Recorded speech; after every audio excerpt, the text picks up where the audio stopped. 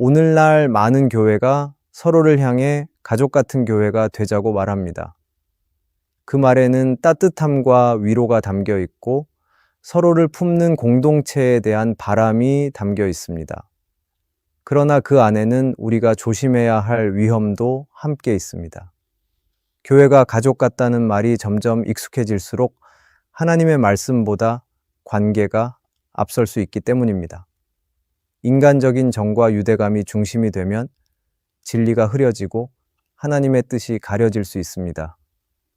교회는 분명 서로 사랑하고 품어야 하는 공동체이지만 동시에 진리를 지켜야 하는 믿음의 자리입니다.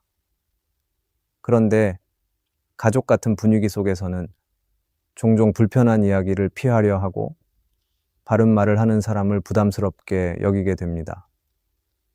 그 결과 교회는 따뜻하지만 영적으로는 약해지고 사랑은 남았지만 거룩함은 사라지는 경우가 생깁니다.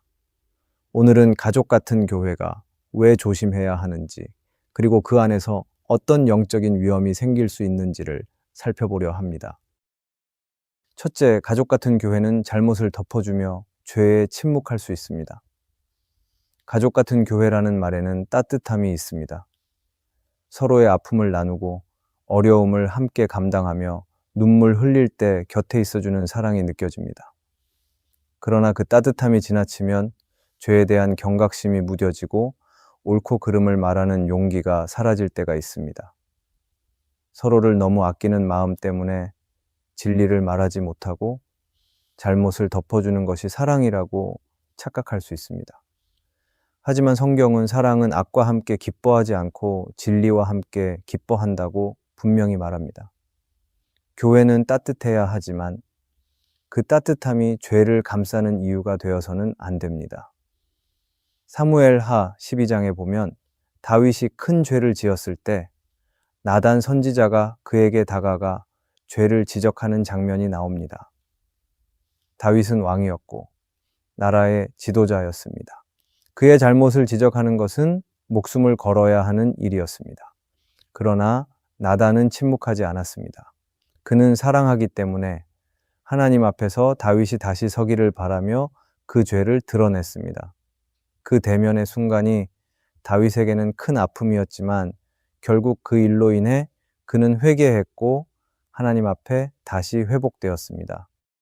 교회 안에서도 이와 같은 일이 필요합니다. 서로를 진심으로 사랑한다면 잘못된 길을 갈 때 침묵하지 않고 말씀으로 바로잡아야 합니다. 하지만 오늘날 많은 교회가 사람의 눈치를 보고 관계가 깨질까봐 침묵합니다.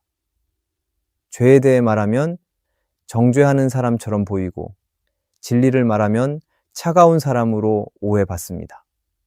그래서 점점 불편한 주제는 피하게 되고 회개보다는 위로를, 도전보다는 편안함을 추구하게 됩니다. 그렇게 되면 교회는 점점 영적인 긴장을 잃고 진리의 힘을 잃게 됩니다. 사랑이 많은 교회일수록 오히려 더 바르게 세워야 하는데 오히려 사람을 상처 입히지 않으려는 마음이 하나님의 뜻을 가리게 되는 것입니다. 사랑은 죄를 덮는 것이 아니라 죄인을 회복시키는 것입니다. 교회는 서로의 잘못을 감시하는 공동체가 아니라 서로를 말씀 안에서 세워주는 공동체입니다. 누군가의 잘못을 드러내는 것이 목적이 아니라 그 영혼이 다시 하나님께 돌아오게 하는 것이 목적입니다. 그러나 그런 사랑이 가능하려면 진리에 대한 확신이 있어야 합니다.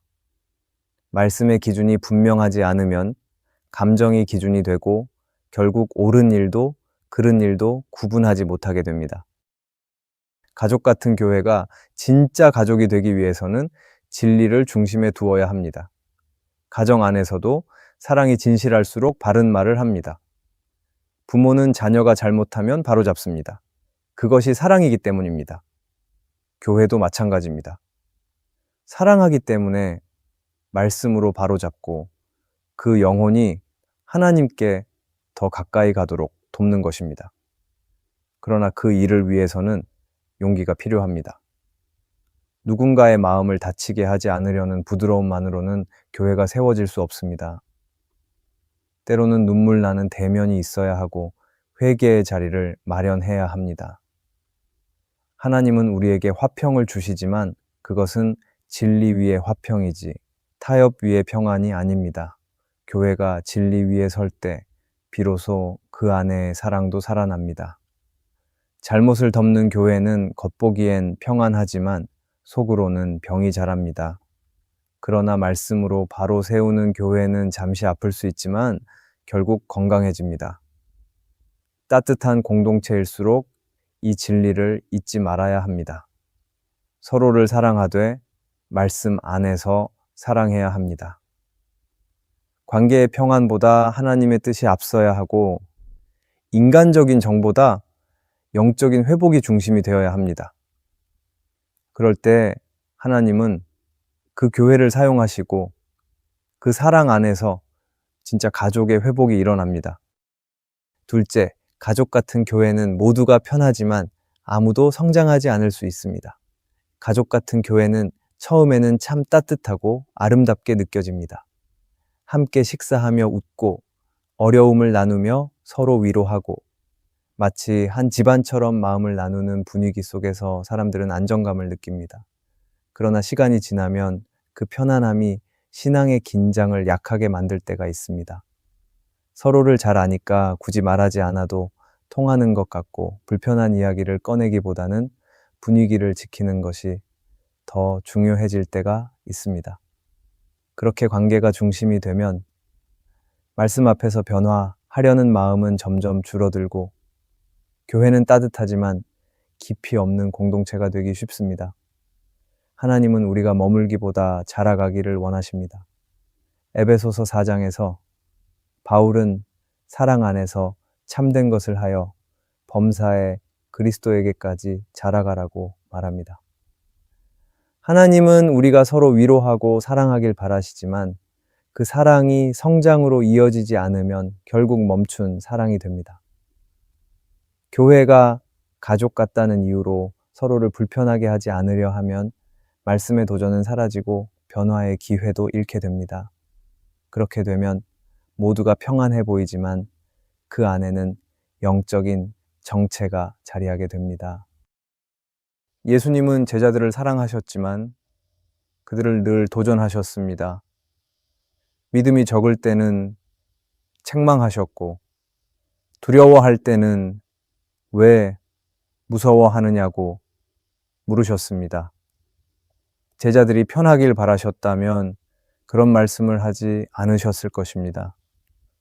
그러나 예수님은 그들이 진짜 믿음의 사람이 되기를 바라셨습니다. 그래서 편안함보다 성장을 선택하게 하셨고 안정보다 순종을 배우게 하셨습니다. 우리도 마찬가지입니다. 하나님은 우리가 늘 위로만 받는 자리에 머물기보다 말씀 앞에서 자신을 돌아보고 변화되길 바라십니다.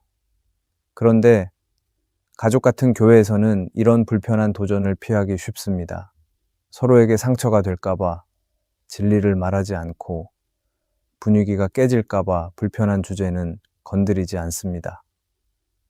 목회자도 성도를 배려한다는 이유로 죄나 회개를 말하기를 조심하게 되고 성도는 듣기 편한 메시지만 찾게 됩니다.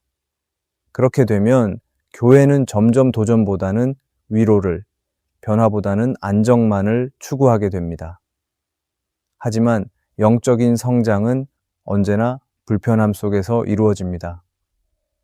나무가 뿌리를 깊이 내리려면 땅을 뚫고 내려가는 힘이 필요하듯 우리의 신앙도 때로는 아픈 말씀을 통과해야 단단해집니다.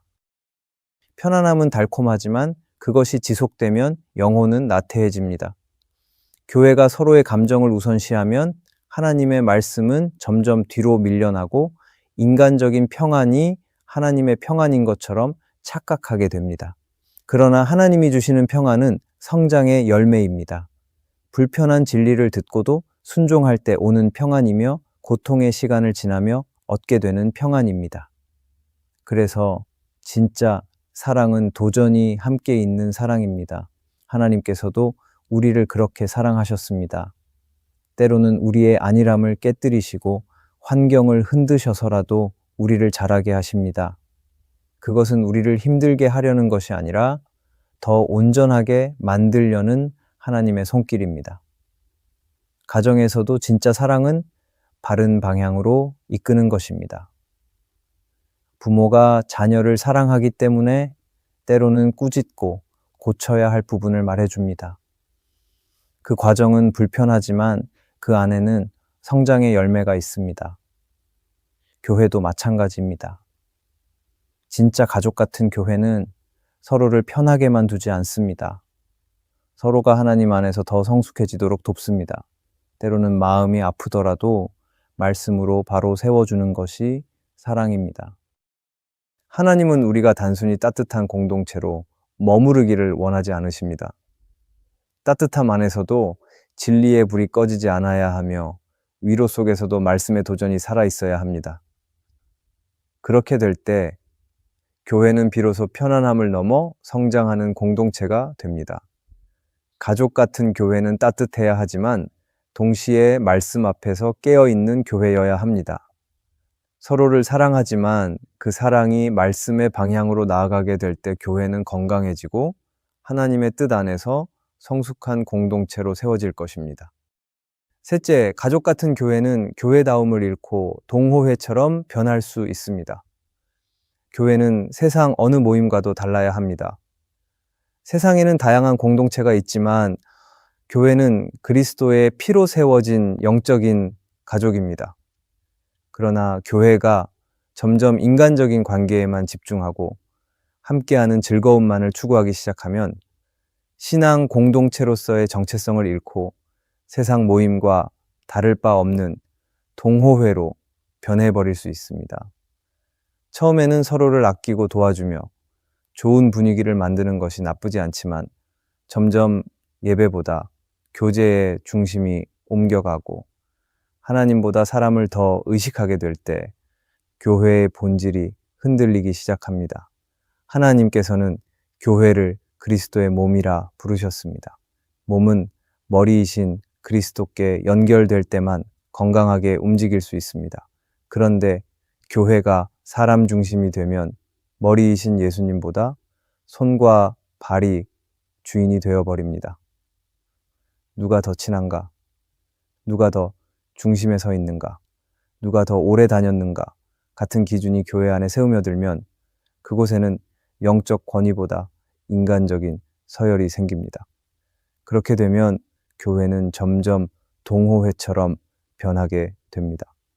모이면 하나님 이야기가 아니라 사람 이야기만 하고 문제를 해결할 때도 말씀보다 감정이 우선이 됩니다. 예수님 당시에도 사람 중심의 모임이 있었습니다. 바로 바리새인들의 모임입니다. 그들은 겉으로는 경건했지만 실제로는 사람들의 평가를 더 의식했습니다. 율법을 지키는 것보다 자신들이 의롭다고 인정받는 것이 더 중요했습니다. 그들은 모였지만 예배하지 않았고 배웠지만 변화되지 않았습니다. 그들의 중심에는 하나님이 아니라 자신이 있었습니다. 오늘날 교회가 이런 모습을 보이지 않으리라는 보장은 없습니다. 형식은 예배지만 실제로는 사람의 만족을 위한 모임이 되어버릴 때 그곳은 더 이상 교회라고 부를 수 없습니다. 가족 같은 교회라는 말 속에는 인간적인 따뜻함이 담겨 있지만 그것이 영적인 깊이로 이어지지 않으면 결국 신앙적인 중심을 잃게 됩니다. 하나님이 없는 교제는 단순한 관계일 뿐이고 말씀 없는 사랑은 쉽게 흔들립니다. 교회는 인간의 관계로 유지되는 곳이 아니라 하나님의 말씀 위에 세워지는 곳입니다. 그러나 교제 중심의 교회는 점점 성경 공부보다 식사 모임을, 예배보다 친목을 더 중요하게 여기게 됩니다. 서로에게 상처 주지 않기 위해 불편한 진리를 피하고 감정의 평화를 지키기 위해 죄를 언급하지 않습니다. 그렇게 시간이 지나면 교회는 점점 세상 모임처럼 변해버립니다. 겉으로는 따뜻하지만 영적으로는 힘을 잃은 공동체가 되는 것입니다. 교회의 본질은 언제나 예배입니다. 예배가 중심을 잃으면 교회는 그 순간부터 방향을 잃기 시작합니다. 아무리 프로그램이 많고 사람들의 참여가 활발해도 하나님께 드려지는 예배가 약해지면 교회는 이미 병든 것입니다. 교회는 사람을 모으는 곳이 아니라 하나님께 나아가는 곳입니다. 그 안에서 교제는 열매로 주어져야지 목적이 되어서는 안 됩니다. 하나님께 집중하지 않는 교제는 잠시 즐겁더라도 오래가지 못합니다. 반대로 하나님 중심의 교제는 힘들고 불편할 때도 사람을 묶어줍니다. 진짜 교회는 서로를 즐겁게 하는 모임이 아니라 함께 거룩을 추구하는 공동체입니다. 그래서 때로는 말씀 앞에 함께 울고 잘못을 인정하며 서로를 위해 기도하는 자리가 필요합니다.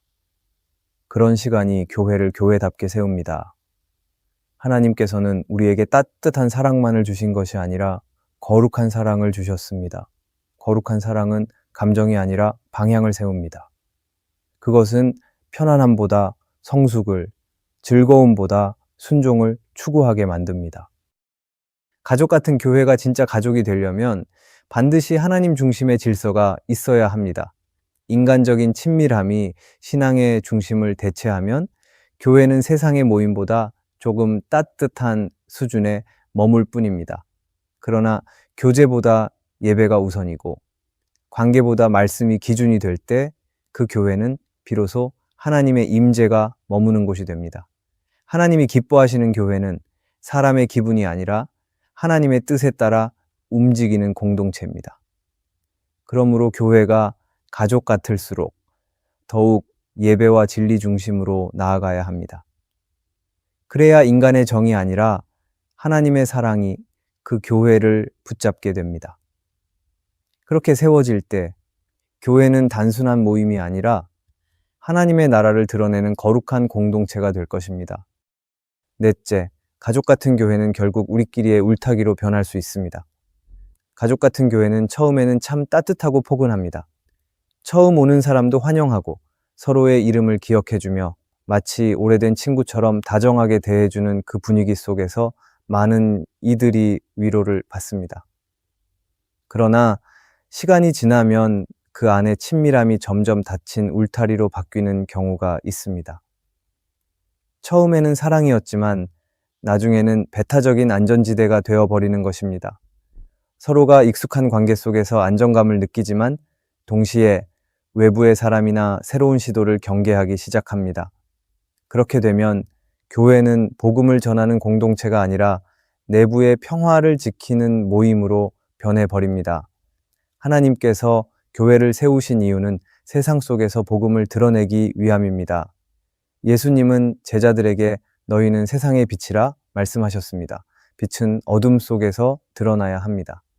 그러나 교회가 우리끼리의 울타리에 머물면 그 빛은 세상으로 나가지 못하고 안에서만 머무르게 됩니다. 그러면 교회는 점점 세상과 단절되고 그 안에서만 위로를 주고받는 작은 세계가 됩니다. 따뜻함은 남아있지만 사명은 사라집니다. 교회가 닫히는 이유는 대부분 두려움 때문입니다. 세상은 위험하고 밖은 차갑다고 느끼기 때문에 교회 안에서만 안전함을 찾으려 합니다. 그러나 복음은 세상 밖으로 나가야 완성됩니다. 예수님도 제자들을 세상으로 보내셨습니다. 복음을 전하고 약한 자를 돌보며 하나님의 사랑을 흘려보내는 것이 교회의 본질입니다. 하지만 가족 같은 교회가 그 따뜻함에만 머물면 점점 문을 닫고 세상과 단절된 공동체가 되어버립니다. 신앙의 순수함을 지키겠다는 의도였지만 결과적으로는 복음의 통로를 막게 되는 것입니다. 성경에서 이스라엘 백성은 하나님이 택하신 민족이었습니다. 그러나 그들이 하나님의 선택을 특권으로만 여기고 세상에 대한 사명을 잊었을 때 하나님은 그들을 깨우셨습니다. 하나님은 언제나 닫힌 공동체보다 열린 공동체를 원하십니다. 복음은 흘러야 하고 사랑은 나누어질 때 완성됩니다. 그런데 교회가 우리끼리의 편안함에 익숙해지면 새로운 사람을 불편하게 느끼고 낯선 변화를 거부하게 됩니다. 그렇게 되면 교회는 성장하지 못하고 점점 좁아지게 됩니다. 존 파이퍼는 그의 책 하나님을 기뻐하라에서 이렇게 말했습니다. 하나님을 진정으로 예배하는 사람은 예배 안에서만 머물지 않고 그 기쁨을 세상으로 흘려보낸다. 교회가 하나님의 사랑을 진정으로 경험했다면 그 사랑은 반드시 밖으로 향하게 되어 있습니다. 그러나 교회가 안으로만 돌면 예배는 점점 자기만족이 되고 사역은 습관이 됩니다. 결국 교회는 따뜻하지만 세상에 아무런 영향력을 주지 못하게 됩니다. 하나님은 교회를 세상의 소망으로 부르셨습니다. 교회가 세상을 품지 못한다면 그 따뜻함은 결국 우리끼리의 온기일 뿐입니다. 교회가 건강하려면 언제나 문이 열려 있어야 합니다. 새로운 사람을 환영하고 다른 생각을 듣고 세상을 향해 발걸음을 내디딜 용기가 있어야 합니다. 물론 그 과정에서 불편함이 생길 수 있습니다. 그러나 그 불편함 속에서 교회는 확장되고 복음의 생명력은 다시 살아납니다. 우리끼리의 안정에 머무르는 교회는 결국 힘을 잃습니다. 처음에는 평화롭지만 시간이 지나면 안에서 서로 상처를 주고받으며 무너집니다.